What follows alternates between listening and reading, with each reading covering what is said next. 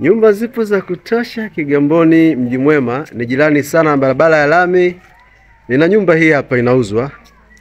Kutoka feri ni kilomita 8, kutoka daraja Mwalimu Nyerere ni kilomita 7 unafika kwenye nyumba hii hapa. Eneo ni safi sana, full paving, na kuna hii hapa swimming pool. Nyumba na vyumba vitatu vya kulala, viwili kati yake vina choo ndani. Ina sebule, dining pamoja na jiko. Nyumba ni ya kisasa, imepanda hewani. Yes, kiwanja chake kina square mita 450. Eneo limepimwa, lina hati ya wizara. Karibuni sana. Ni kata Mji Mwema ndugu zangu. Ni nyumba 3 kutoka barabara ya lami. Nyumba iko standard nzuri sana. Inauzwa hii nyumba. Yes, mwenyewe amekwama.